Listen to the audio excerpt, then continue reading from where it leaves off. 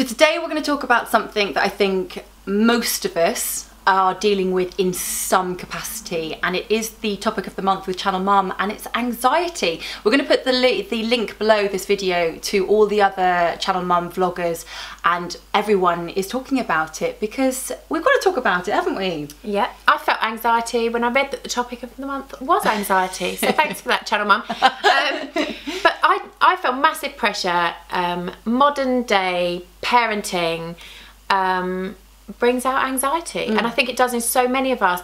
You don't just have to be a parent anymore. I don't just have to be a mum anymore. I have to have a clean, tidy house. I have to work. I have to earn money. I have to support my children financially. I have to do everything, and I have to be good at it. And then I have to post it on social media, and then I have to share it, and I have to show everyone how well I'm doing, and actually I'm really not.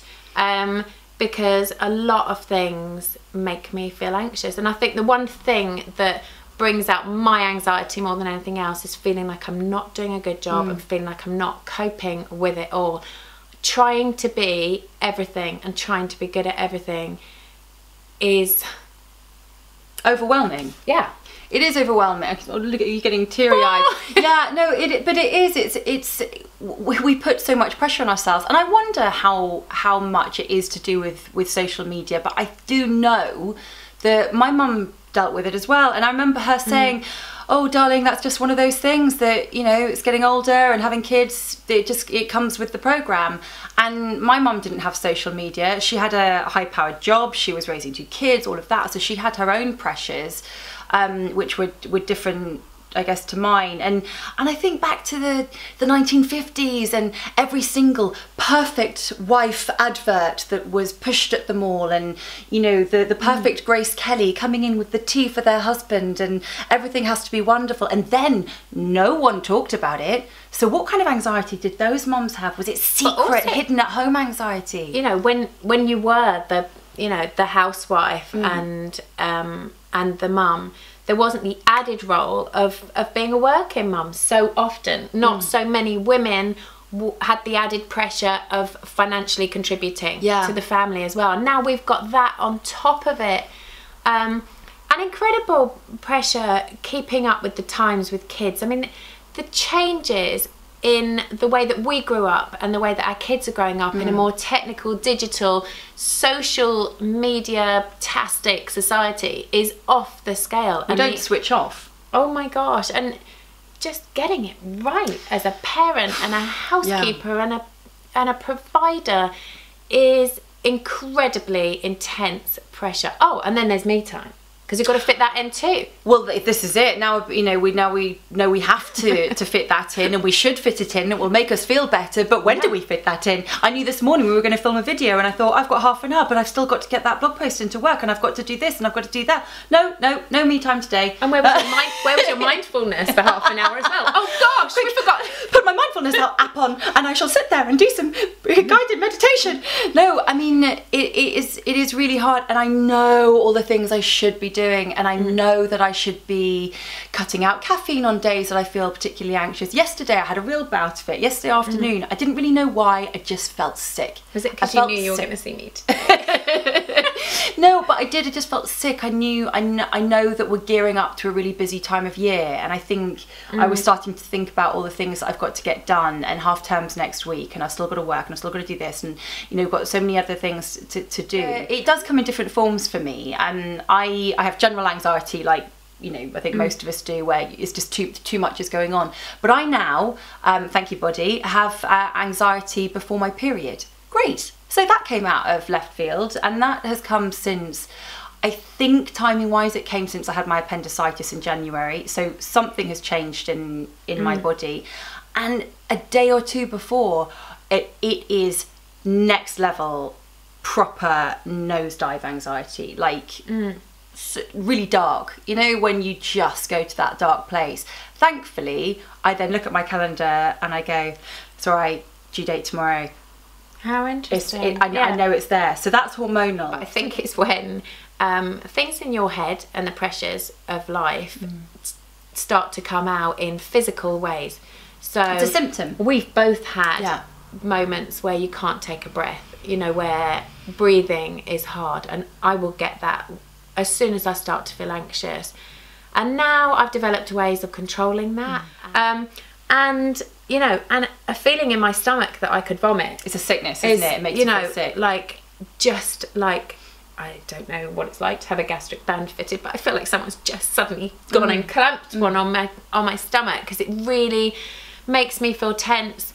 And shaking and is skin another burning. thing. Yeah, I mean, I can usually my hands do it. I have zero control over it when it happens.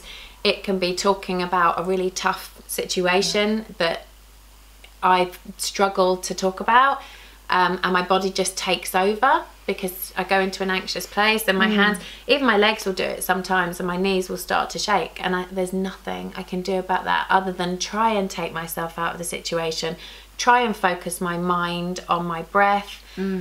And it's tough, but it affects everybody in such different ways. I've started listening to my body a little bit more. I think I think we definitely got better at that, and I realised that, and we are both guilty of this, of not saying no to things. And I think I've got to that point where I've gone, no, okay. So I think I feel I've got lemon on my lips. From this lemon on your okay. See, hot water and lemon, no caffeine. See, I'm having one of those days where I think actually I need to try not to have quite so much caffeine.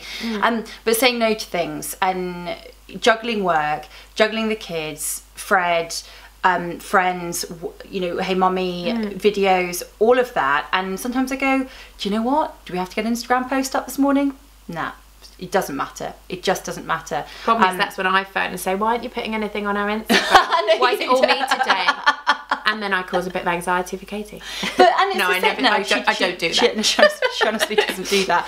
But I was watching this video with Lady Gaga the other day. I don't know if you saw it. It's been doing the rounds on social media, and she said the same thing. So it just shows you it doesn't matter what level you're at. I mean, when you're at a superstar level, I could never be a superstar. I couldn't deal. Even when you've got 10 people pressure. Managing you, couldn't do it. You can still feel anxious. And she was saying how, okay, what makes me happy, what doesn't make me happy? Okay, my fragrance line, it doesn't make me happy. I'm not going to do it anymore. Stopping to do selfies with people, it makes her anxious. She doesn't like it. So even though you kind of think, oh, but the fans will want it and love it, it freaks her out. So she says no. You've got a really pretty nose. I think you're going to say you do have lemon on your face. No, I've never noticed your nose.